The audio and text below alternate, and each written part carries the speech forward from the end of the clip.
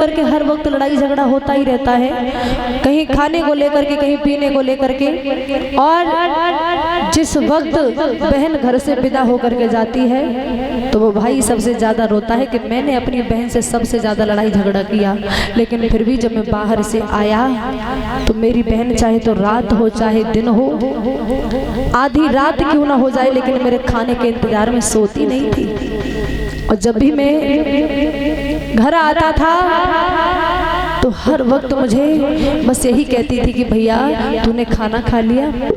आज मेरी बहन यहाँ से विदा हो गई, लेकिन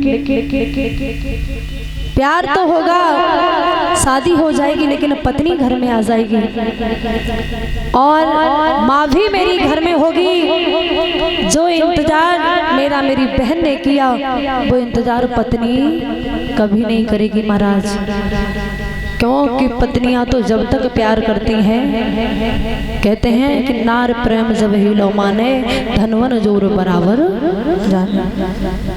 जब तक आपके पास धन होगा तब तक पत्नी आपसे प्यार करेगी, वरना किसी दिन आप देखना पत्नी अगर करवा चौथ को दिन आए और करवा चौथ पर माताएं सामान लेकर के आती हैं और तुम अजमाइश कभी करना और उससे कहना कि इस बार हमें पैदा नहीं हुआ है तो इस बार तुम एक काम करो, थोड़ा थोड़ा सामान ले लो और थोड़े थोड़े में एक काम चला लो।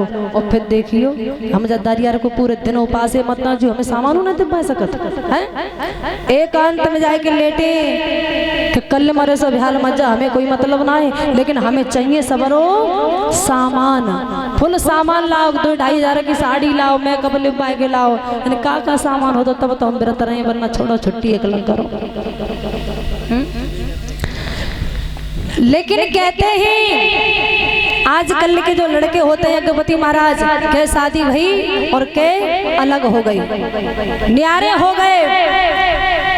पत्नी के पास खाना तो खाओगे तुम, क्योंकि मजबूरी पड़ जाती है कि पास में खाना खाने के लिए, लेकिन जो प्यार माँ के खाने में होगा वो प्यार पत्नी के हाथ के खाने में नहीं होगा। क्यों? कि पत्नी सामने बैठ जाएगी, खाना परस के ले आएगी, जेब की तरफ देखा जाएगी कि खाना तो खवा दे, लेकिन बाकी बाद में जितने रुपए की जेब में धरे सबरे सूते ले, एक उनाई रहने दे। और अगर कहूँ सब्जी थोड़ी रह गई और पति के लिए खाना ले आई बिना के सब्जी बची ना है तो देखती तो जावे, देखो पेट भरे खा लियो, चिंता मत करियो, लेकिन ऐसा करिए तुम्हारे साथ सब्जी धरी सोई ले आए, हम बची है ना तो बच जाए तो हमें छोड़ दियो, अब कहाँ बनाएंगे। तो तुम खाओगे तो सही, लेकिन जो सोचो कि अब हम खाए लें कि जामे तो जाए छोड़ी का करे, तो तुम चाहे भूखे रह जाओगे पर सब्जी पत्नी को छोड़ दोगे। और वही खाना माँ बनाएगी और माँ के लिए चाहे कुछ भी ना बचे, रोटियां भी ना बचे, लेकिन माँ जब लेकर के आएगी तो माँ ये नहीं कहेगी कि लाला बचा नहीं है तू थोड़ा सा मुझे भी छोड़ देना। माँ कहेगी लाला तू पेट भर के खा ले, मेरे लिए रखा है अंदर, चाहे कुछ भी ना हो, लेकिन माँ कहेगी कि मेरे लिए अंदर रखा है, मैं वो वाला खा लूंगी, लेकिन तू इसे सारा खा ले, तो बच्चे के मन में टेंशन नहीं होती है। तो जो प्यार बहन कर सकती है भाई के लिए और जो दर्द भाई का बहन समझ सकती है वो पत्नी दर्द कभी नहीं समझेगी, और जो दर्द माँ समझ सकती है वो दर्द कभी पत्नी नहीं समझ सकती है। लेकिन हमारी भाभियाँ जो मत कहियो क्या हमारे बारे में बुराइयाँ कर रही हैं, हम आपके बारे में बुराइयाँ नहीं कर रहे हैं, जो समाज के रीति रिवाजी है उस रीति रिवाजी को देख करके हम इस बात को कह रहे हैं। बोलिए गोविंद भगवान की।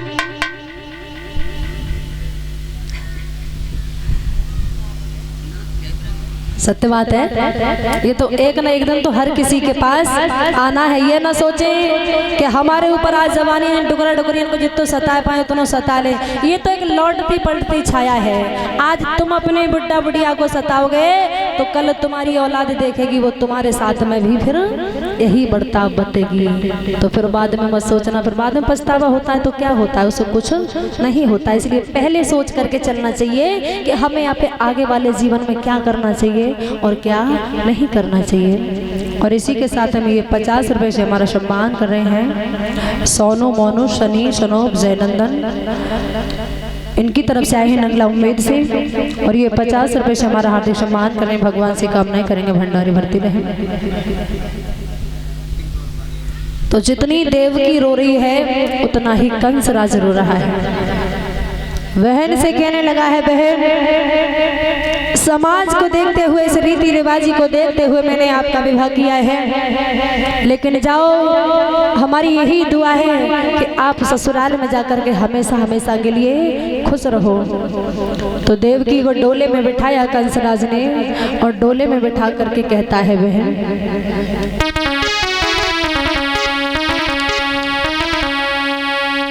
चांद तारों से प्यारी सुता लाड़ी, मेरी बहना, कि चांद तारों से प्यारी सुता लाड़ी, आज रो रो के घर से बिना हो रही। चांद तारों से प्यारी सुता लाड़ी,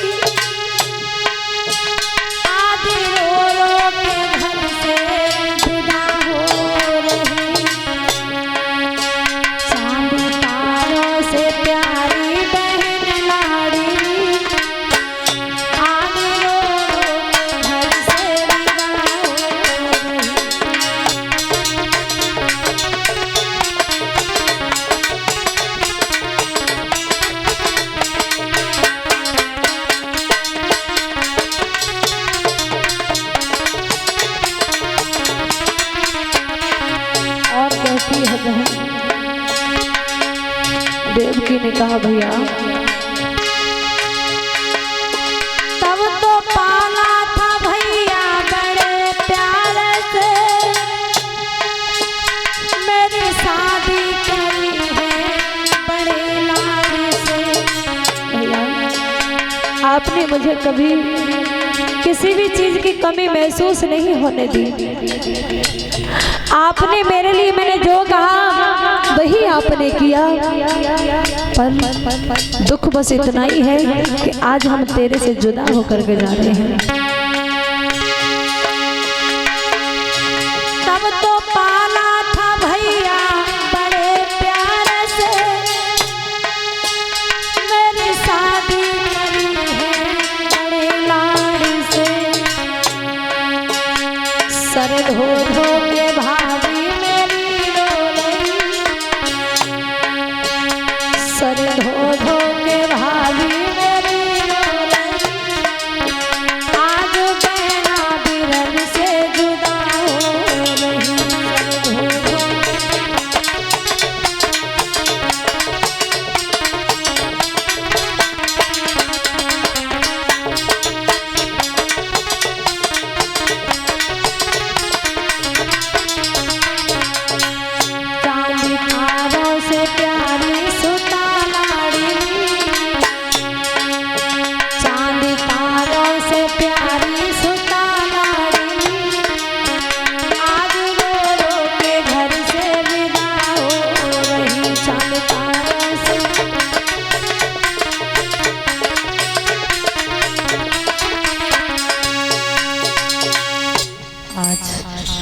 कंसराज ने बहन को विदा किया है। आकाशवाणी हुई है, कंसराज दूर का सफर है, हंसी खुशी के साथ बहन को विदा कर दो।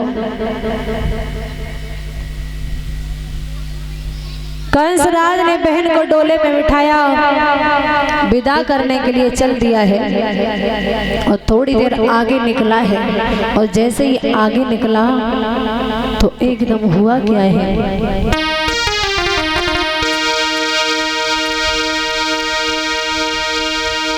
रतला में बहन जा रही है, पीछे से एक रसाला है और बाके पीछे कंसराज वसुदेव कुंवर का साला है।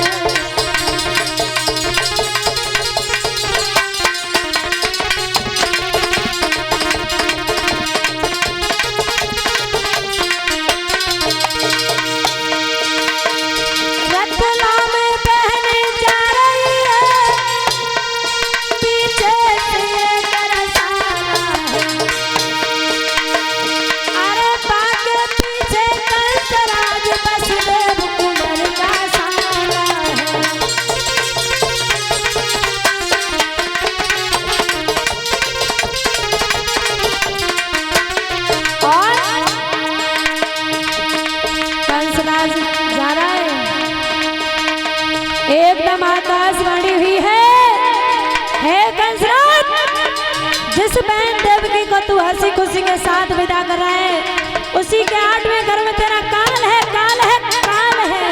लेकिन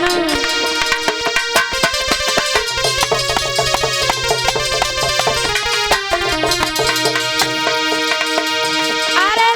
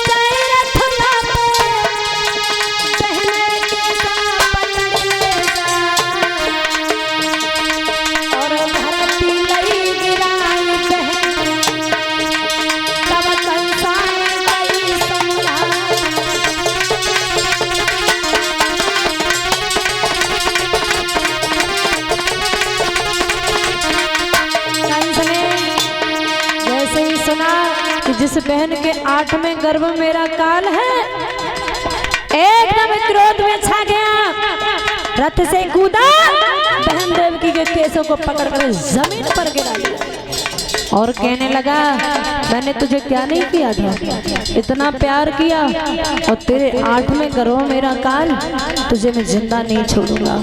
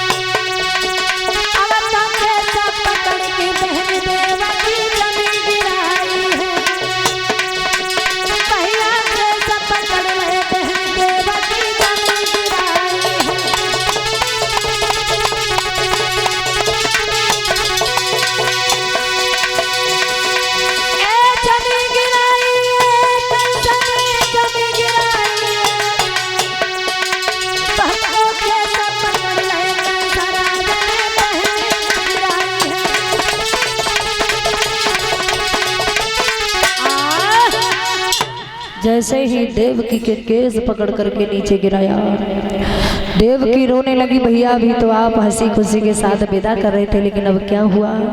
कंस ने कहा कि तूने सुना नहीं था, तेरे 8वें गर्भ मेरा काल है, तो मैं तुझे जीवित नहीं छोड़ूंगा। देवकी हाथ जोड़ के बोली, भैया क्या कह रहे तुम? मेरे 8वें गर्भ में तुम्हारा काल, ये कैसे संभव है?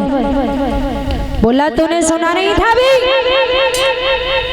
देवकी कहने लगी, भैया ये सच नहीं है, और हाँ मैं नहीं कहती कि आप मुझे न मारो, मार दो, अगर मेरे मारने से तुम्हारा कभी काल ना आए तो मार दो, लेकिन याद रखना भैया, एक दिन तुम्हें पछताना पड़ेगा, एक दिन तुम्हें मेरी याद अवश्य आएगी। वो कहते हैं ना कि किसी बहन के अगर भाई ना हो और भाई की अगर बहन ना हो, तो कुछ समय ऐसे आते हैं जिस वक्त भाई को बहन के लिए रोना पड़ता है और बहन के लिए भाई को रोना पड़ता है।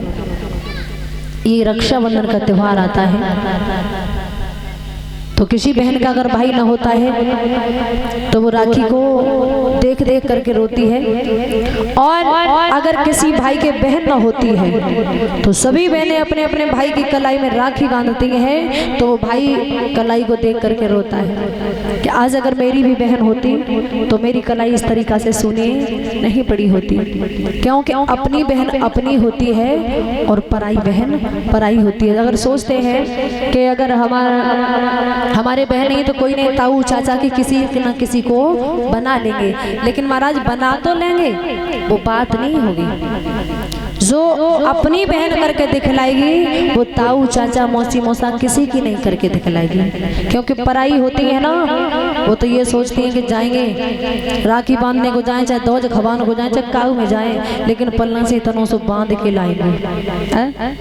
वो अपनी बहन होगी तो भाई के पास कुछ है या नहीं है, फिर भी समय पर जाना नहीं भूलेगी। और दूसरे की होगी तो दिखेगा अगर इसके पास देने के लिए तो जाएगी, वरना 10 बातें बना देंगे, भैया जू काम, लेकिन बहुत सारी बातें बना देंगे, लेकिन जाने को तैयार नहीं होंगे। तो देवकी ने समझाया, कंस ने कहा मैं तेरी बातों में आने वाला नहीं हूँ, तू सोचे कि तेरी बातों में मैं आ जाऊं तुझे छोड़ दूं, नहीं छोड़ूंगा, तुझे मार दूंगा। तो वसुदेव जी आगे निकल करके आए। वसुदेव जी ने कहा ये कंसराज, आप जिस बहन पर हाथ उठा रहे हैं तुम्हारी बहन है, लेकिन पत्नी मेरी है, और एक स्त्री पर हाथ उठा करके आप छत्री बन रहे हैं। छत्री का कभी धर्म नहीं कहलाता एक अबला पर हाथ छोड़े। लेकिन याद रखो कंसराज, जितना हक तुम्हारा उतना हक मेरा भी है। बोले कि तेरी बहन मेरी रानी, कंसराज इधर देख ले, तू इतने पाप कर रहा है ना, मर जाएगा ना मर जाए। हाँ कि तेरी बहन मेरी रानी और कल से जाए मत मारे, तेरी बहन मेरी रानी।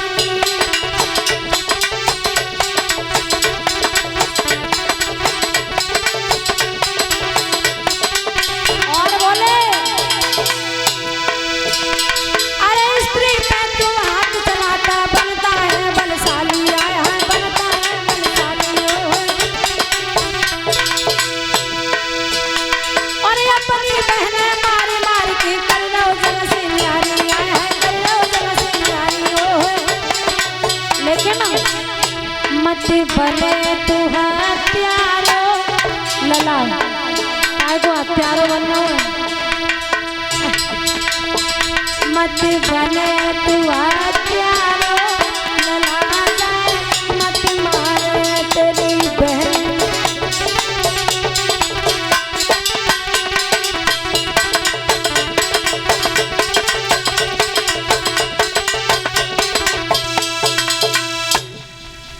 कंस ने कहा है आप भी बातें करने आ गए, लेकिन इसके 8वें गर्भ में मेरा काल है तो मैं नहीं छोड़ूंगा। वसुदेव जी ने कहा इसके प्राण छोड़ करके हमें जो सजा देना चाहते हो वो दे दो।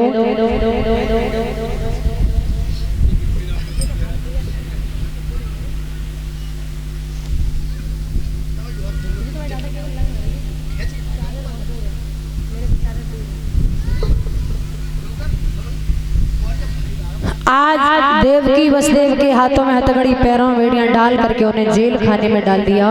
वो जेलों में रहने लगे, कंस राज करने लगा, सख्त पहरेदारों के लिए लगा दिया है। आज देवकी जेल में डाल दी गई। कंसराज ने पहरेदारों से कहा है पहरेदारों मेरी बहन जेल में डाल दी गई है, डाल दी महाराज, और इसके गर्भ से जो भी संतान लेगी वो आप हमें सूचना देंगे। ठीक है महाराज, आप हम उन्हें मार देंगे, तुरंत सूचना मिलेगी आपको महाराज। आज धीरे धीरे समय व्यतीत होने लगा है। देवकी जेलों में रहने लगी है। धीरे धीरे समय व्यतीत होने के कारण कुछ समय बीत गए तो उसी जेलों के बीच में बहन देवकी ने एक बेटा को जन्म दिया है। देवकी खिलाने लगी तो वसुदेव जी ने कहा है देवकी ये तुम्हारे खिलाने का समय नहीं है। क्यों? कि मैं तुम्हारे भैया को वचन दे चुका हूँ और वही इस बच्चे की जान ले या छोड़ दे, उसकी बिना मर्जी के हम कुछ नहीं कर सकते। देवकी ने चुपचाप से लाला को दे दिया, दिल पर पत्थर को रख लिया। आज कंस को सूचना दी है तो कंस ने जवाब दिया है, वाह हमारे बहन बहनोई तो बड़े भोले भाले हैं। अरे पहले बच्चे ने जन्म लिया और कहने अनुसार उन्होंने पहले ही बच्चे को भेज दिया, पर कहा कि चलो ठीक है उससे कह देना इस बच्चे को मैं क्यों मारूं, मेरा काल तो 8वां है, और उससे कह देना इस बच्चे का पालन पोषण करें और 8वां बच्चा जब आ जाए तो मुझे बता देना, उसे मार दूंगा। तो ये बात देवर्षि नारद को पता लगा है कि कंस को दया आने लगी, और कंस को दया आने लगेगी तो भगवान का अवतार नहीं होगा। भगवान का अवतार जब ही होता है जब घोर अत्याचार होता है। तो नारद जी कंस की सभा में आए, कंस ने बिठा लिया, बोले गुरुदेव आप थोड़ी देर पहले आ जाते तो कुछ देखने को मिल जाता। बोले क्या हुआ? मेरी बहन के गर्भ से पहले बेटा ने जन्म लिया पर मैंने लौटा दिया क्योंकि मेरा काल तो 8वां था। अब नारद जी सोचने लगे अब जा कंस को पागल कैसे बनाए। तो उन्होंने एक पुष्प लिया और पुष्प लिया उसकी पंखुड़ी गिनना शुरू कर दिया। बोले देखो लाला 1 2 3 4 5 6 7 8। बोले 8 कौन सा वाला 8? बोले गुरुजी ये वाला 8 है। तो कहा कि अब एक छोड़ करके दूसरा गिनो। तो एक छोड़ करके दूसरा गिनना आरंभ कर दिया। बोले 1 2 3 4 5 6 7 8। बोले अब कौन सा है? तो बोले गुरुजी अब ये वाला हो रहा है। अब इतना आप खुद सोचो, अगर 8 पंखुड़ी वाला फूल है, अगर हम एक छोड़ करके उसे दूसरे से स्टार्ट करेंगे तो दूसरे पर तो वैसे भी बैठेगा। अब कंस उल्लू तो वैसे भी था, फूल दे करके डबल उल्लू और बना दिया। बोले लाला अब ऐसा करो बनी रहो डबल उल्लू और ये अपने पाप का घड़ा भरते रहो। कंस बोला गुरुदेव हमें इसे देख करके तो ऐसा लग रहा है कि हमारा काल कभी भी जन्म ले सकता है। बोले हाँ कभी ले सकता है, तो मैं उसे मार दूं? बोले हम क्यों कहेंगे तो मार दो, अपनी जिंदगी दिखे तो मारो, न दिखे तो कोई बात नहीं। कंस भागता हुआ गया, बहन से छीना, दीवार में दिया, मासूम बच्चे को मार दिया। दुखिया रोती रह गई। दूसरे बेटा ने जन्म लिया वो भी मार दिया, तीसरे ने लिया वो भी मार दिया। इस तरीका से एक एक करके बहन जन्म देती गई और भाई बच्चे को मारता गया। 6 बेटा मार दिए गए बहन के। 7वां गर्भ जब धारण हुआ है तो भगवान ने सोचा ये तो पापी है, जब 6 बच्चाओं पर रहम नहीं किया तो 7वें पर क्या कर देगा। उसे गर्भ में ही खंडित कर दिया गया। जो मैया रोहिणी के उदर में जाकर के लगा है, जो बलराम जी पैदा हुए, ये मैया देवकी का 7वां गर्भ था। अब 6 बेटा मारे गए, 7वां खंडित हो गया। उस मैया के दिल पर हाथ रख करके देखो क्या बीत रही होगी। जिस मैया का एक लाला अगर चला जाता है वो मैया रो रो करके सारी जिंदगी पागल हो जाती है। और आज मैं दुखिया के तो 6 बेटा मारे गए हैं, 7वां खंडित हो गया, वो भी बेकसूर।